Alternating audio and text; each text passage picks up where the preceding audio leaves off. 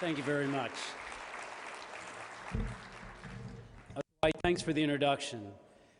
I know what an honor this is to speak at the Maggies, and I also know, Dwight, that I'm speaking at a time of loss. I've lost a warrior at sea. You lost two recently. And the fact that Dow would lower the flag half-mast like we do in the service for a fellow warrior, I think speaks to how much they meant. Shauna, I'd like to thank you. The logistics for us getting through here and around here have been flawless. In the U.S. military, we say, amateurs do tactics, experts do logistics. She's an expert.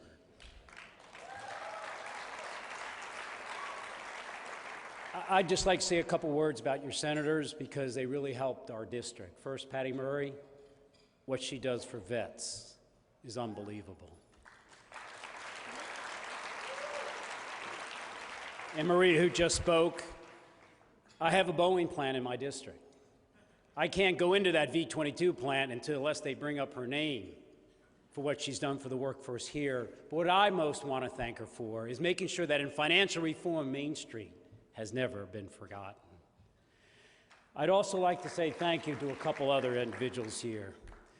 I got reacquainted with the greatest strategic mind in the United States Navy and the best skipper I've met, Captain, now Senator Larry Sequist.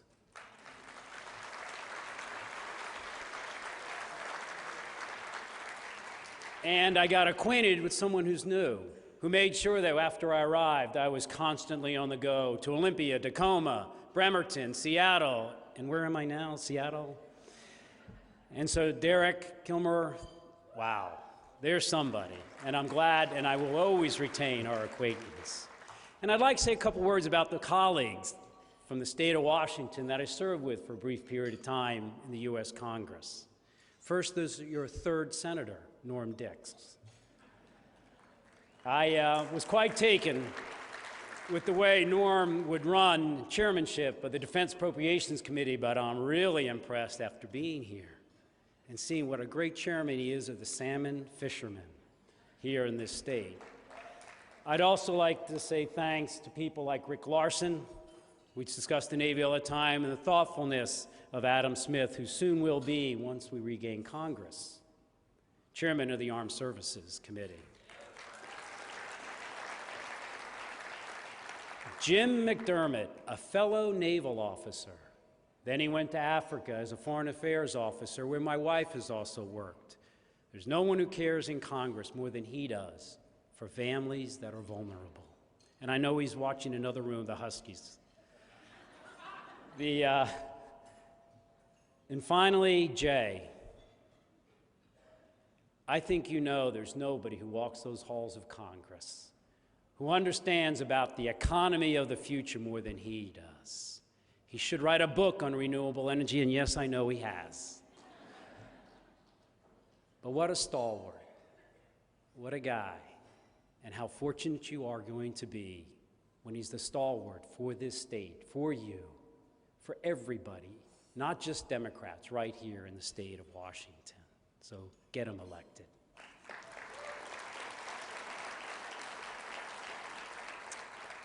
All I can say is his vacancy and others occur, just send more good ones like Denny Heck and others that I'm beginning to meet around here to that halls, and you'll be well represented. But tonight, I thought I'd talk a bit about what you've heard people speak to, American exceptionalism. In 1788, 9 of the 13 states ratified the Constitution, and it became the law of our land. Within it, it laid out who could govern the United States as representatives, senators, and president. Its only limitations were that you had to be of a certain age, residency here in America, and to be a citizen. Nowhere did it say anything about wealth, social status, property, or education. It was extraordinary for the 18th century. It was the mark of the beginning of American exceptionalism.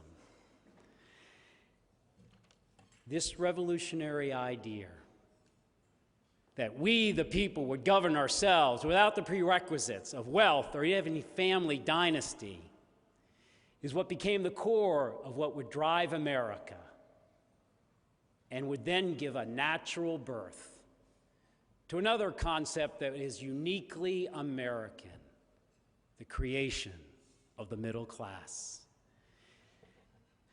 A concept born out of the basic idea that everyone should be given a fair opportunity, but everyone should contribute to the fullest by our providing them the tools to do so. As our nation evolved from the 18th to the 19th century, we fortified this essential tenet of American exceptionalism, the middle class. It is the essence of who we are. So therefore, we created the tool of publicly financed elementary and secondary education on a national scope. Through Education for All, an equitable opportunity was established. And by requiring that our entire population became educated, everyone could contribute to the growth of this nation. And then we continued. Throughout our history on this course, public universities followed elementary and secondary education. And we then developed waterways, railways, highways. And then we developed also communications, energy, and health infrastructure, among others. Together, we assembled and enhanced areas of collective excellence with a rising income for the middle and the working class. As our America led its international counterparts in every one of these areas in terms of competitiveness. Over our history, we created a superior national environment for individual opportunity with our collective resources. And if you achieved your dream here in America, you did it with us, not by yourself. The best of America's character, what really makes us exceptional as a nation, is that our country is driven by an alliance between rugged individualism and the common enterprise, where each person strives for their individual achievement, but never measures it apart from the greater efforts. 27 years old, the new female pilot that I launched with 7 male veterans as we arrived off Afghanistan in my aircraft carrier battle group, proved to be the one that night that disobeyed my orders not to dive below 20,000 feet unless we had the opportunity to ensure that there was no anti-aircraft missiles that might endanger the pilot. Ambushed, surrounded, 4 dead soldiers. The remaining 4 Special Force soldiers radioed for immediate help as the Taliban were advancing. Believing she could not wait those precious seconds to request permission, she dove and dove again. And those 4 men got out carrying their dead. When I joined up during the Vietnam era, we didn't have women on ships, never mind flying F-18s. But because she, like so many Americans, was finally given an opportunity to be all she could be, the common mission, the common enterprise that night succeeded, and 4 men came home.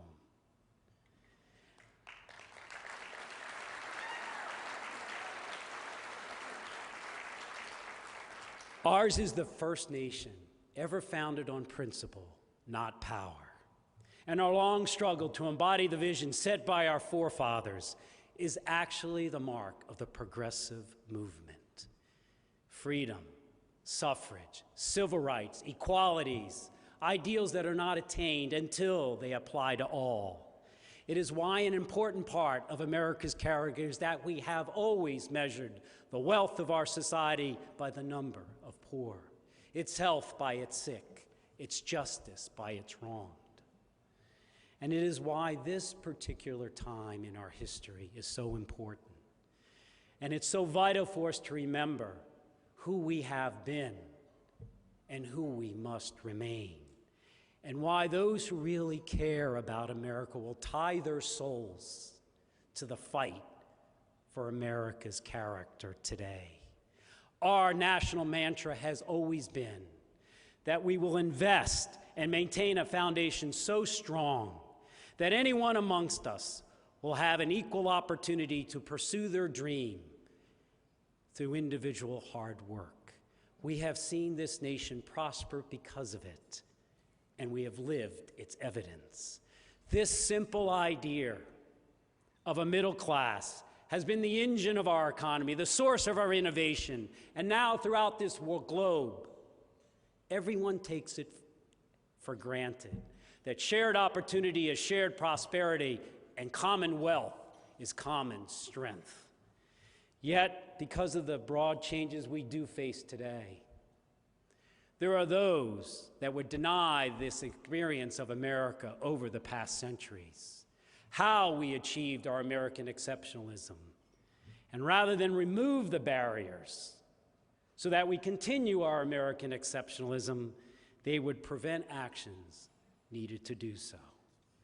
Yes, we have data points that show us the broad challenges that we do have, such as the faltering performance in our education as our students have fallen in their competitiveness with their international counterparts, particularly in science and math.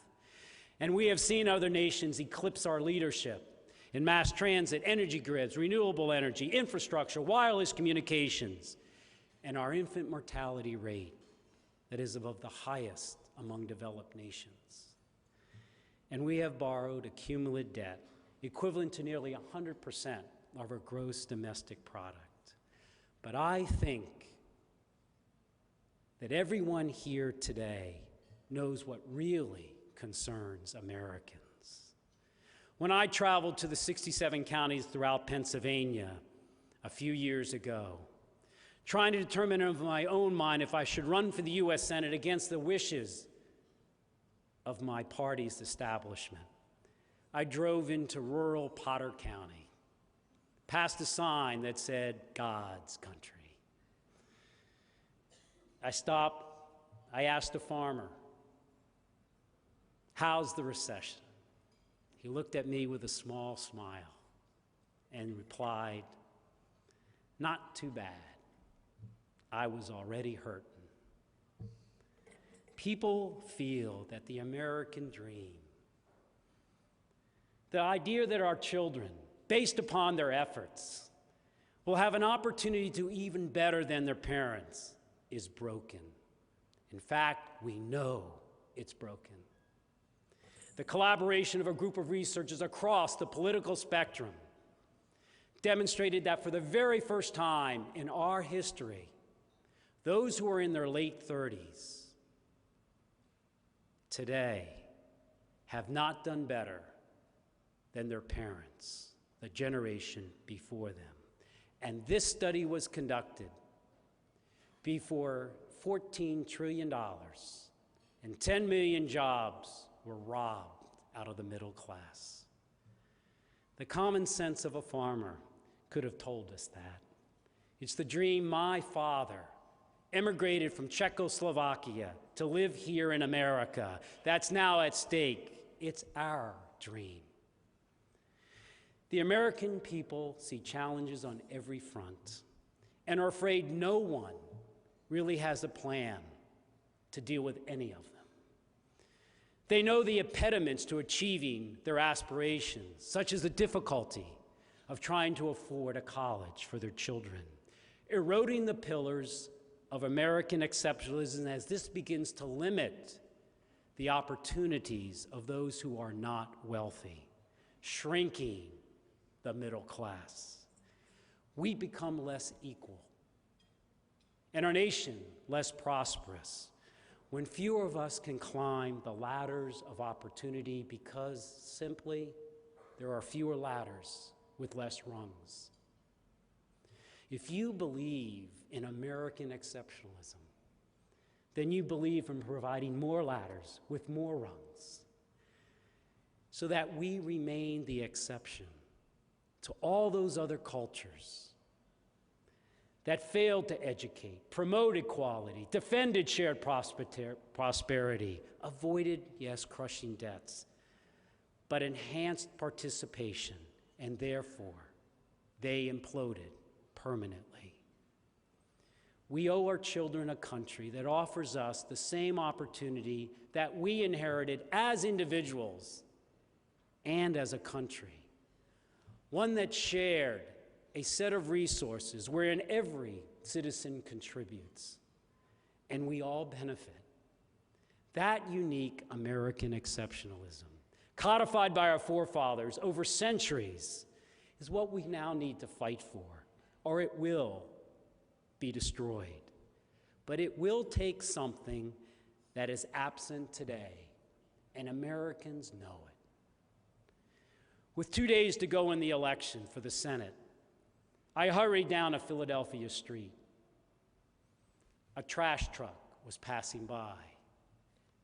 It honked, and an African-American man leaned out the window and called out to me, "Hey, Joe, we've got your back." I've never forgotten the wave of that man and how I let him down because I did not make sure I had his when I didn't win.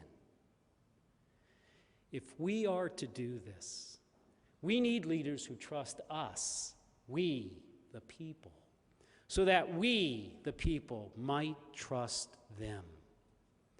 When the election was over, I returned through all the 67 counties once more. In conservative Elks County, I went into a bar. I was advertising barbecue late one night, just after I finished thanking my supporters there. As a sailor, it was a comfortable kind of place for me. Every truck outside had its NRA sticker, and the recent college graduate I was with said, "Congressman, if I wasn't hanging with you, I probably wouldn't go into a place like this." I said, "Ben, these are my sailors. If my party doesn't learn how to speak with them, not to earn their vote, but to gain their respect, then my party never deserves the mantle of leadership for America." Obviously, my perspective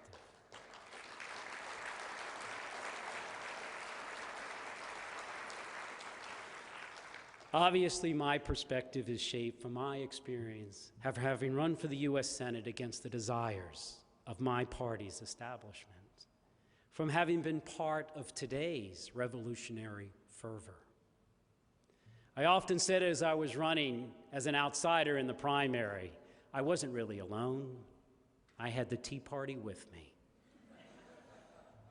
or at least what was causing them and me to be outsiders. When the nation's political institutions seemed to be incapable of positive change, there was a lot of justified outrage on the part of Americans concerned for our future. They have a very deep uneasiness that the politics of self-survival of our political and other institutional leaders is now threatening the survival of their way of life. It's what has provided the impetus for outside forces, from Tea Party to Occupy Wall Streeters, to be the only agents for today's achievements, for today's changes, not the party's leadership. What might have once been humorous about political survivability in the 1960s is damaging today. When Americans are truly looking for true leadership, because they know there's such a small margin for error. In the 1960s, Senator Olin Johnston signed off on a press release condemning communism and its evil and godless ways. And then as his aide walked away, he grabbed him and stopped him. And he said, "Wait, How many of them communists you reckon we have voting back home? But it isn't communism way of life that our people are worried about today. And its survival. It's theirs. This understandable lack of faith in our government and trust in its leaders is ravaging not only our democratic processes, but ultimately our sense of national unity. But it is so fixable. We simply need leaders like that 27-year-old female pilot who was willing to risk her individual career for the common mission that night over Afghanistan. When she dove because she knew it was right, despite the institutional my orders not to. We simply need similar leaders who have the courage to stand up for what American exceptionalism really is, and who align government policy with it instead of with the will of the legal tender.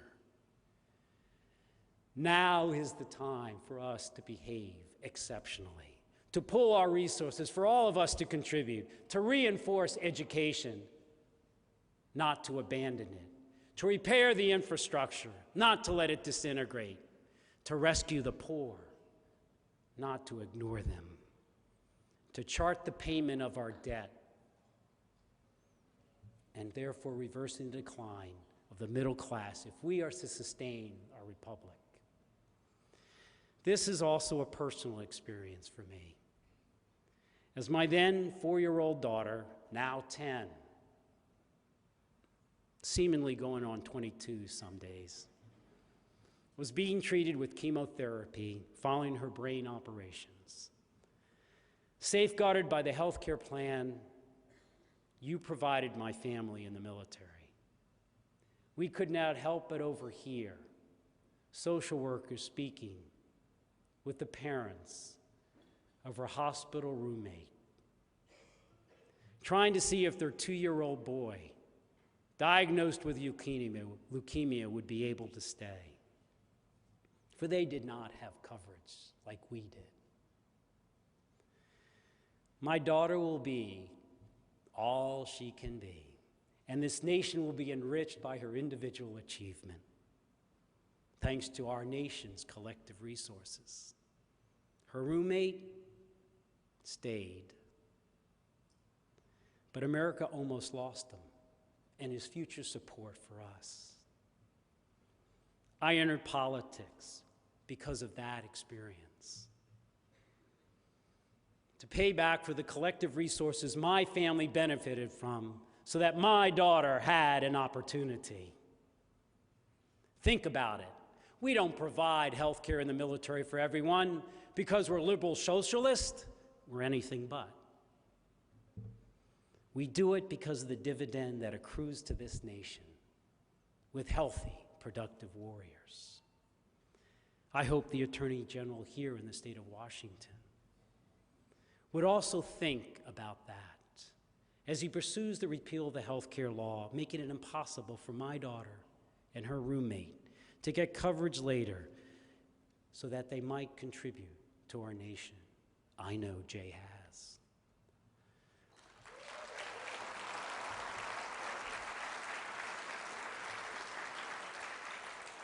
Ultimately, this is about accountability to our children for the character of America, what it has been and what it will be over the centuries since the ratification of our very unique Constitution. We need to be Americans now before we are partisan. And I learned that from a 19-year-old sailor. On an aircraft carrier, there's 5,000 sailors. Their average age is 19 and a half. If you don't think the youth of today are wonderful, come out with me and watch them. On that aircraft carrier, a pilot gets into a plane. They turn on their engine, and then they strap that aircraft to a catapult. They push that button, and off it goes. Walt Disney has nothing over that ride. But sometimes they say, stop. We want to launch a different aircraft. get out of the plane. But no pilot worth their salt will ever get out and shut off those engines until they know someone has unlatched them from that catapult. Yep. Because if they turn it off and they're 19 and a half years old, they're good, but they do make mistakes. Pushes that button, off you go for your last great adventure.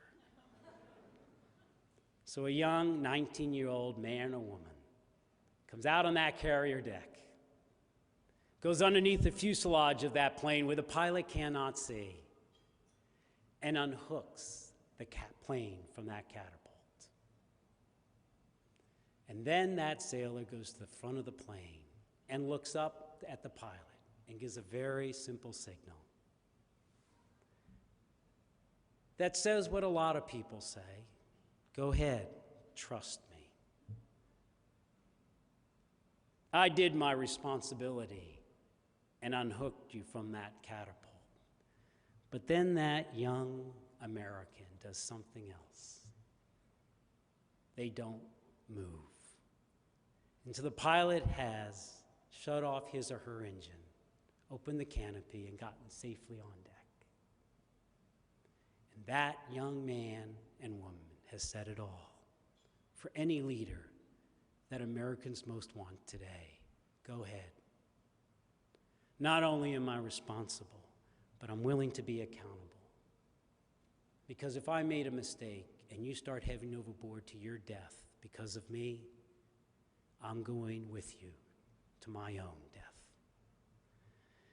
We each together must be willing to trust the people and stand in front of that plane for America's character, willing to be as accountable as that young sailor for our nation's and our children's future. Thank you very much.